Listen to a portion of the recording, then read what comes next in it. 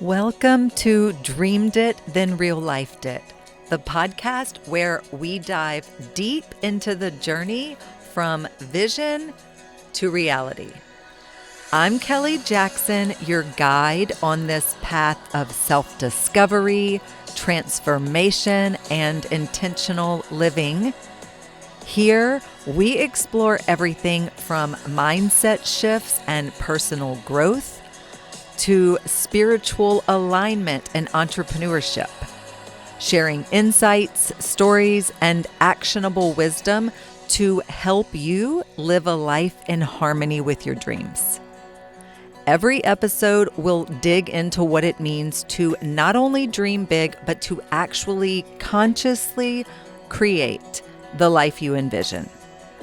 Let's turn your dreams into real life.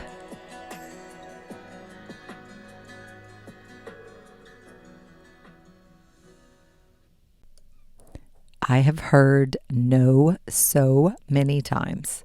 Flat out no. I've gotten no response, no engagement, no opportunity, no enrollment, no reciprocity, no callback, no validation. And at some point, you either decide rejection means stop, or you realize that rejection is simply part of being visible. I believe a lot of people are not actually afraid of failure. I believe they are afraid of rejection. And they're afraid of trying publicly and not immediately being chosen. You guys know that I keep a running note of episode ideas, and this one, it's ready to shine. Rejection therapy. That's what we're going to be talking about today. Yes, rejection therapy is a real concept, and generally speaking, it's a form of intentional exposure where a person deliberately puts themselves in situations where they might hear no in order to reduce fear and shame and an emotional charge that would be around rejection.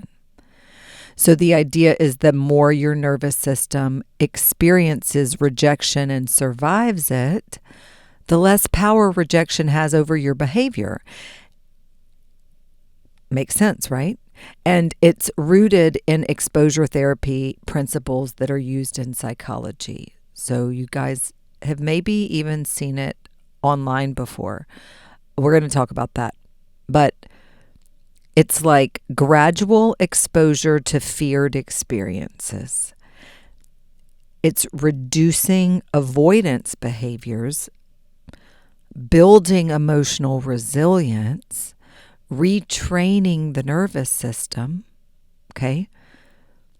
And a lot of the rejection therapy became popular online through people doing simple things like asking strangers odd, harmless questions, requesting discounts, initiating conversations, pitching ideas, making vulnerable asks, okay?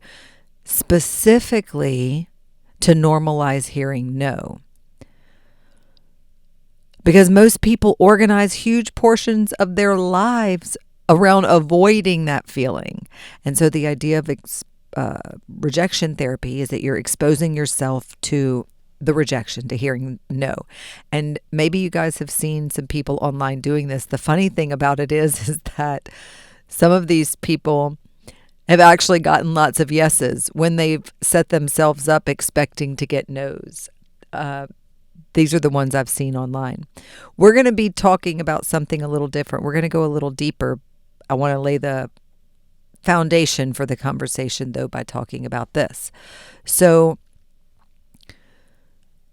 my version of this topic, the one that we're going to be talking about today, my version meaning what I'm telling you, maybe you've seen people online doing that, just asking strangers these weird random questions, hoping they'll say no. I say hoping them say no, preparing themselves for the person to say no so that they can, again, their nervous system can start to normalize not feeling shame or embarrassment around being told no. My version on this topic is going to be way more nuanced and more emotionally intelligent than some of that stuff you're seeing online, because there is a deeper truth that I want to talk about. Rejection therapy is not really about getting rejected. It's about uncoupling rejection from identity and increasing your nervous system capacity and becoming less approval dependent and being able to tolerate visibility and staying self-connected when outcomes do vary, because they will. And that's the version of the conversation that we're going to be having today. And guess what? I've got plenty of lived experience with it. That's why I want to talk about it. Posting consistently despite low engagement, and launching things publicly all the time, creating art publicly, evolving publicly, hearing silence, and then continuing anyway. Okay, guys, that is rejection therapy in practice, and that is my life. And so we're going to talk about it. And this is all happened not because I'm out there intentionally seeking pain, okay? It's because I keep participating in life despite uncertainty around acceptance and outcome. And that is why I'm ready to go deep into this episode with you, because I got a little perspective that I want to share. I feel like this is going to help you. So I believe that one of the biggest invisible forces that is shaping people's lives is the fear of being rejected or embarrassed or judged, ignored, misunderstood. And that fear of rejection can run people's lives. It might be running yours.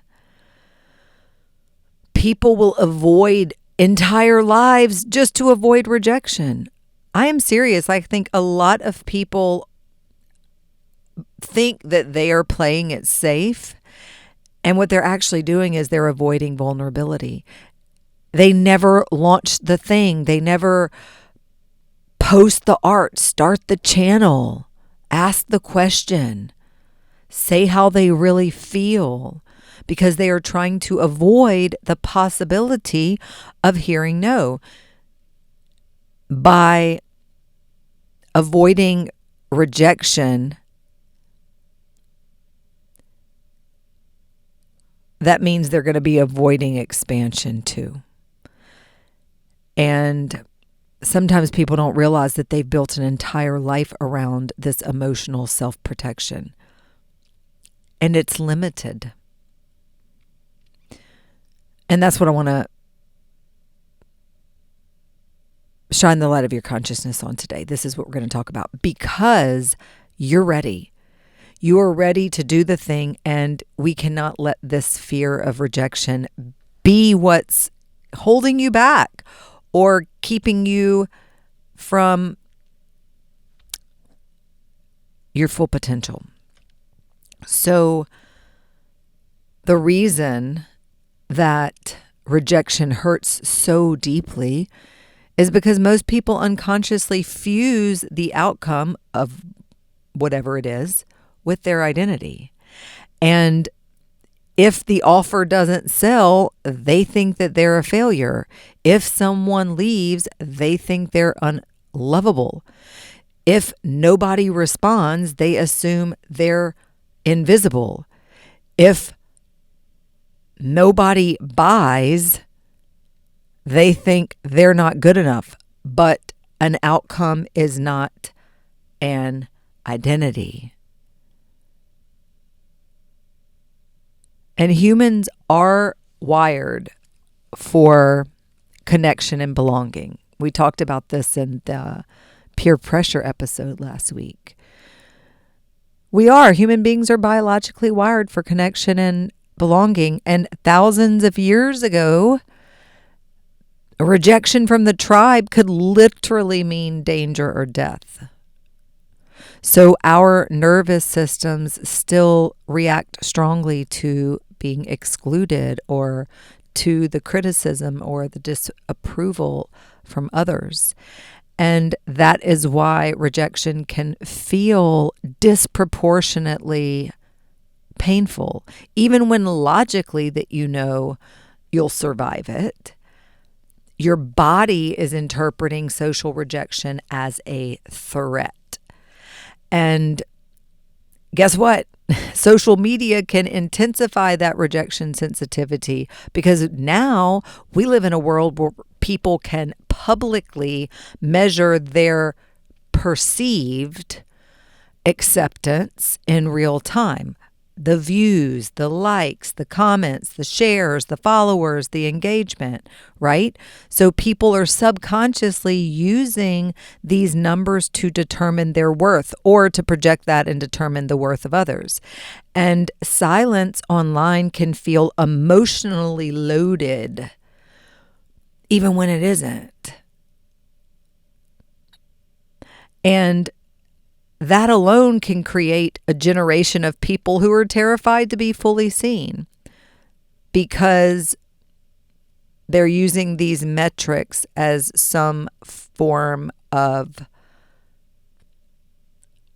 validation of self-worth, okay? And it's not.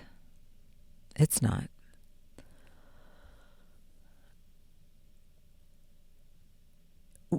The moment you become visible, you become available for both resonance and rejection. Yes, right? So some people are going to love what you do, and some people are going to misunderstand it. And some people are going to ignore it completely because it doesn't resonate. That's okay. But trying to create a life where nobody rejects you usually leads to becoming generic and filtered and emotionally muted. Do not do that. You have to understand when you show up, when you become visible, you become polarizing, okay? Some people are going to love you, some people aren't.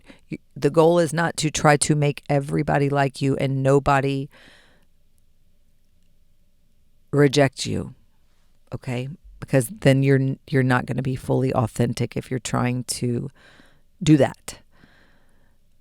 And sometimes rejection, because keep this in mind, has nothing to do with your worth. I've already said that, but people reject things because they're uncomfortable, they're unfamiliar, they're threatened, they're uninterested, or they're simply not aligned, okay?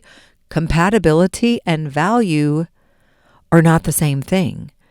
And something can be valuable, really valuable, and still not be for everybody. Guys, you know this. But sometimes we forget this when we're thinking of ourselves. It's like why do we do that to ourselves? You know?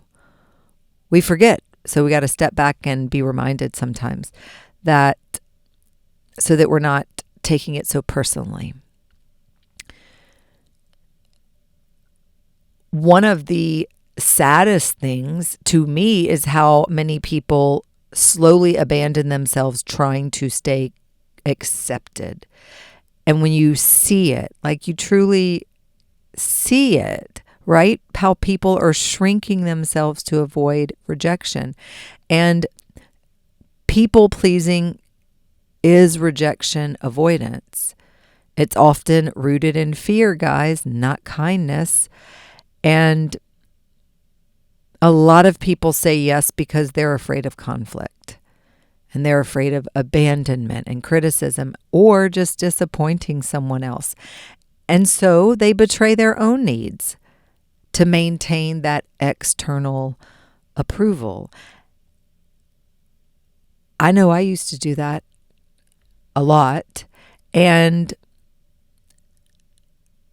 I also realize that self-abandonment accumulates over time. And you cannot continue to betray your own needs to try to be accepted by other people and to try to please other people.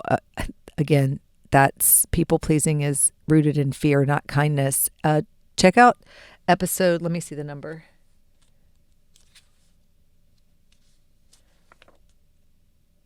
81. You can change the world simply by being a kind human. That's a good one on kindness and including the kindness for yourself. Over editing yourself would be kind of the same thing that we were talking about earlier. So some people never let the real versions of themselves exist publicly. Every word is filtered. Every opinion is softened. Every dream is minimized. Okay. And they become hyper curated versions of themselves because they're trying to manage how they're perceived. Guys, do not over edit yourself. Because again, you're losing who you really are, trying to be palatable to everyone and likable to everyone. Okay? You're not gonna be everybody's cup of tea. And that's okay. And when we talk about people pleasing, one other thing that fits into that same category where a lot of people relate to this behavior, perfectionism. And perfectionism is often fear, all dressed up, wearing expensive clothing. Okay, if everything is flawless, people think that they can avoid criticism or rejection. It's not the case. Perfectionism delays growth, okay, because it prioritizes emotional safety over momentum. You cannot evolve while you are obsessively avoiding imperfection. And guess what? You're not fooling anyone because we all know no one is perfect. We're all perfectly imperfect, okay? So this illusion of perfection that you're trying to move through life with, let it go. Let it go. A lot of people stop expressing themselves because at some point they were laughed at, they were criticized, ignored, invalidated, and so they learn to be quiet. And they do that to stay safe. But eventually, silence becomes its own form of suffering. And maybe you're in a situation like that and you're like, yeah, I know. It's not fun. When your voice weakens because it's never used, that's exactly what will happen though. So do not allow yourself to lose your voice, okay? Fear of being cringe. I've got an episode on the cringe to credibility pipeline. That was December of 2024. Let me find that one for you.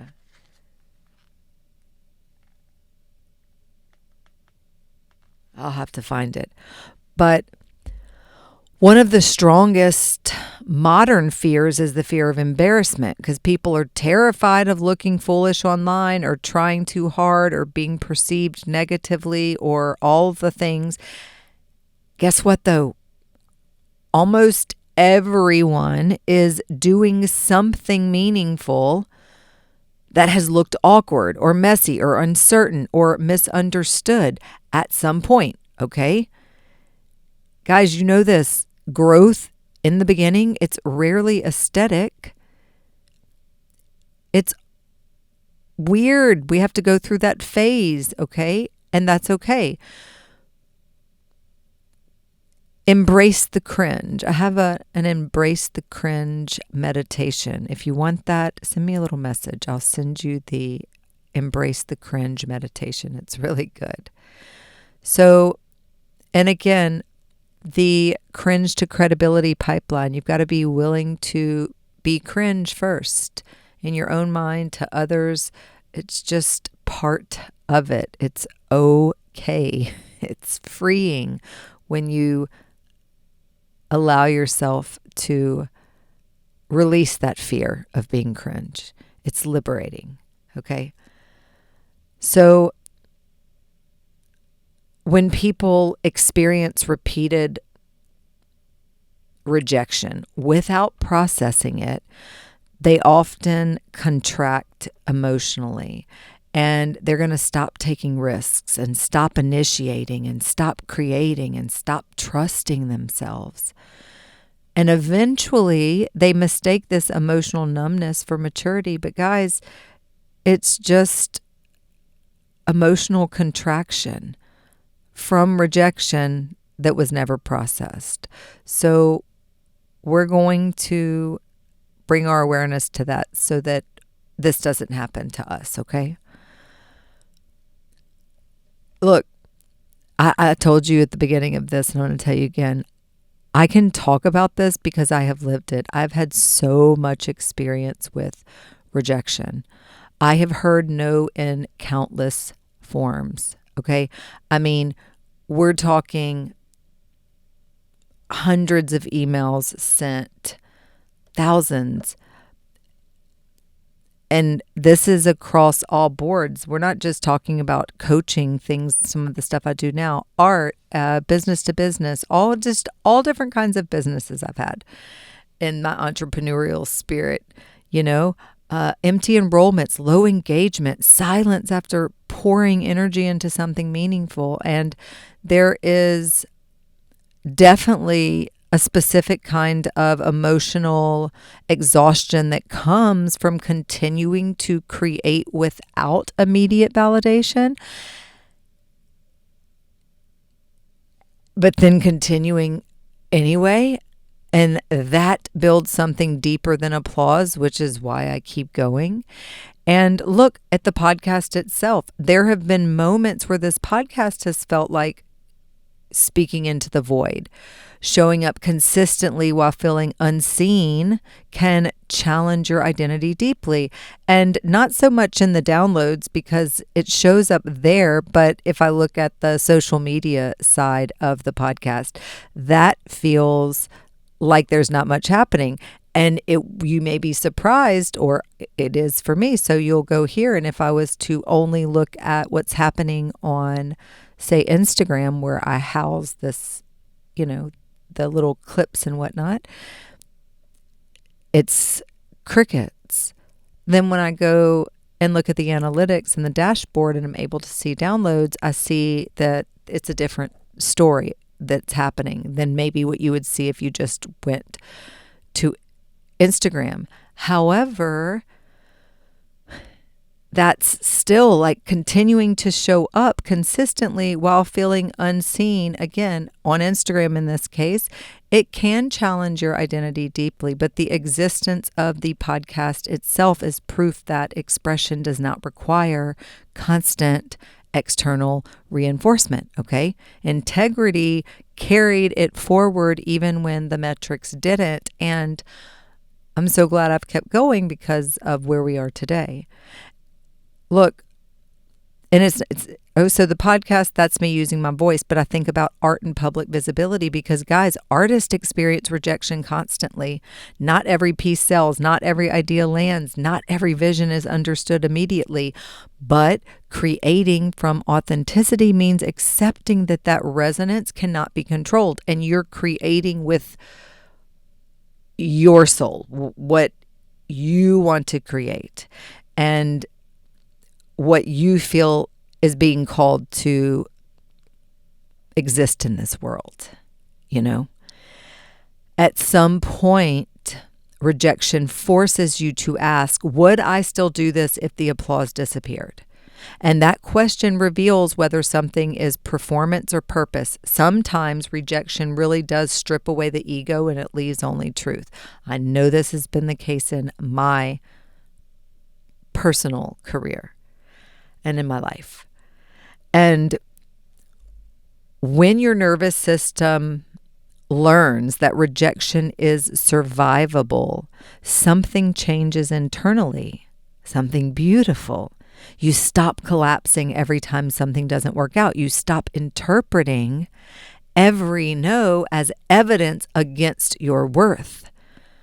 And emotional resilience really begins to replace that emotional fragility that might have existed. I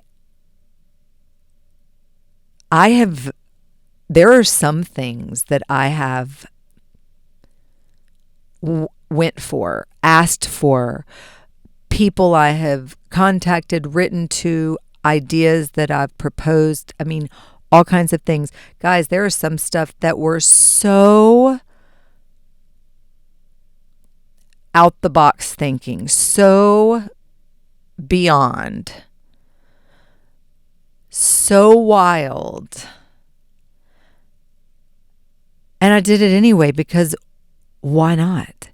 Because, yep, maybe it'll be a no, but what if it's a yes? And if they say no, guess what? Life still goes on. I keep moving. It didn't stop me. My nervous system is learning. Your minds might be blown if you knew some of the things that I have gone for, attempted, tried, pitched, asked for, and I continue to do it. I want to encourage you to do it too. I mean, it might blow your mind because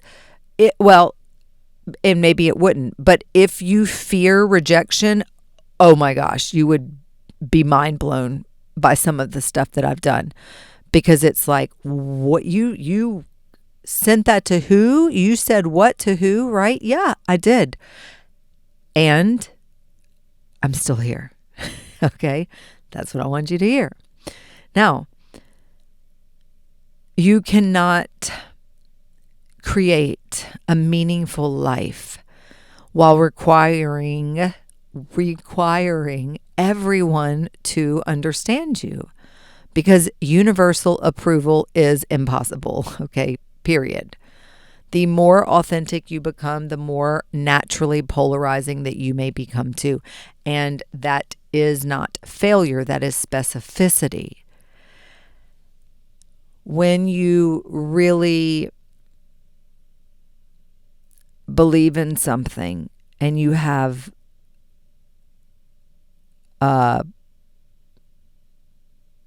opinion on something, a take on something, a stand on something, not everybody's going to agree with you, guys. Some people are going to reject that ideology, that belief system, that narrative, that whatever. Some people are going to reject it. But that's okay. That's not your reason to water it down, to change it, to try to make sure that those people still accept you. It's okay. That's what I'm saying. We got to let that go. And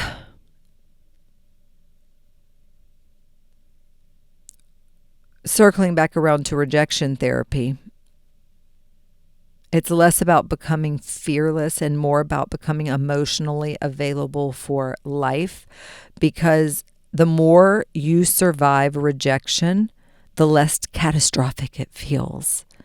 Your nervous system really does learn, I can survive this. And once rejection stops feeling life-threatening, your willingness to participate in life expands dramatically. And that's what we want. There is a courage that is going to grow through the repetition. So confidence itself is rarely going to be born from immediate success, okay? It's usually going to come from this repeated exposure to uncertainty. So every single time you survive discomfort, your identity shifts a little bit. And courage is being built through evidence every single time.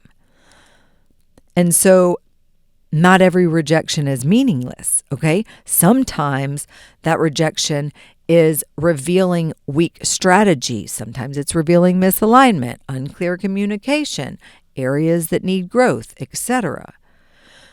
Refinement is different from self-rejection, though. So you can calibrate, you can improve without collapsing into shame. And guys, we've talked about this many times before, but of all of the vibrations, of all of the emotions that we can, the themes of consciousness that we can inhabit, that we can move from, operate from, meaning gratitude, joy, love, peace, anger, like everything in between, the lowest of all of them is shame. It is the lowest vibrational frequency. It is the lowest theme of consciousness. So we've got to relieve ourselves from shame. I love the mantra, shame off me. I tell y'all that. I hope you use that. I hope you remember it. Shame off me. We're going to release shame. We do not want to be having that shame spiral and living with shame and collapsing into shame, because again, it's the lowest vibrational frequency there is. So I just want to remind you of that. And remind you too that there are moments where rejection redirects your life towards something better suited for you. Some closed doors are redirection, not punishment. There's a gal, Jamie Kern-Lima, if you're not familiar with her story, check it out. She's the founder of It Cosmetics, but she's got a great story. And she says that often, that rejection is redirection. And I believe that too. It's not punishment. Rejection is redirection. And people often can't see that until later. Hindsight is 20/20 vision. So perspective usually arrives after the pain. So if you are feeling pain right now, just keep going. And another thing, one of the most powerful things that a person can learn is how to separate effort from outcome. Because guys, you can care deeply without emotionally disintegrating over the results. Just the balance is what is going to create the freedom. We don't have to disintegrate into just the outcome. Okay. So practice the art of detachment. And I believe rejection teaches that detachment. That's one of the beautiful things about it. Rejection isn't all so bad. We learn a lot from it. And fully expressed people are going to risk rejection constantly. Every single person who is living boldly has experienced criticism and misunderstanding and rejection and ridicule, I guarantee. And visibility itself naturally increases vulnerability.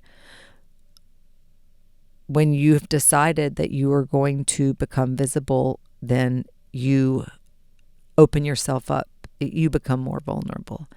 And fully expressed people decide that authenticity is worth the risk, and they choose expansion over that emotional hiding. And this has been, for me, a long journey. It's not something that happened overnight. It's been very intentional, but I decided that authenticity was worth the risk. The risk of being rejected, the risk of not everyone understanding me, and that's okay. But it feels so much better to know I'm living in alignment with who I truly am. And I do believe that one of the greatest freedoms in life is realizing that you can survive rejection, and you can survive people not choosing you, and you can survive silence, you can survive misunderstanding, and you can survive trying and not immediately succeeding. You can. And once your nervous system learns that rejection is survivable, then your entire life opens. because the fear of rejection stops being the thing that is making your decisions. And that's amazing. It's not that you are trying to avoid rejection. You are becoming so rooted in yourself that rejection no longer determines your worth. So here's what I want to invite you to do this week. You are going to try your own version of rejection therapy. Okay?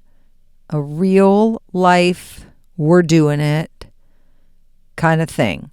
So you are going to ask the question, post the video, send the email, share the art, start the conversation, apply for the opportunity, say how you really feel. You're going to let yourself be seen somewhere you normally hide. And if the answer is no, survive it. Stay connected to yourself anyway. Because the goal is not to become someone who never gets rejected, okay? The goal is to become someone whose entire identity does not collapse when it does happen. So many people are waiting to feel fully confident before they participate in life. Confidence is built through participation, not before it. There's another quote on confidence that was coming to my mind as I was saying that. Confidence isn't everybody's going to love me. Confidence is I know I'll be okay even if they don't. All right? So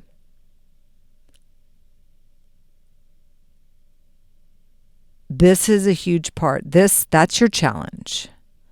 That's your challenge this week. Little rejection therapy. You're going to do the thing. And no matter what happens, you're going to survive it. And guys, this is a huge part of the work I do inside of my coaching spaces too. We work on nervous system patterns, self-worth, identity, visibility, emotional resilience, self-trust, all the things that determine whether someone keeps shrinking themselves or finally starts fully showing up for their life. Because sometimes the biggest thing that is standing between someone and the life that they want, that they say that they want, it's not lack of talent, it's not lack of ability, it is the fear of rejection. So this week, I want you to let yourself practice being visible and let yourself practice surviving a no, and let yourself practice staying rooted in who you are regardless of the outcome, because your life is going to get a whole lot bigger once rejection stops being the thing that's making your decisions for you, okay? So do it. And then circle back around and let me know how it goes. I got a feeling you're going to survive. Okay? And I'll see you next week. Bye-bye.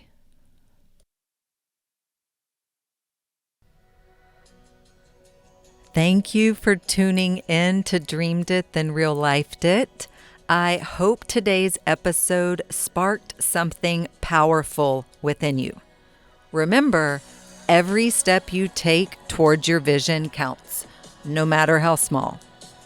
If you enjoyed today's conversation, please take a second to hit that subscribe button or leave a review. That would be amazing. Or share the podcast with someone who's ready to bring their dreams into reality too. And if you're looking to dive deeper, connect with me on social media at Dreamed It, Then Real Lifed It, or at BE_what you want. Or visit dreameditThenRealLifedIt.us for more resources on aligning your life, business, and dreams.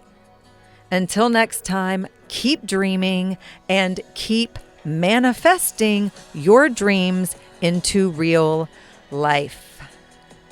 Love you, friends.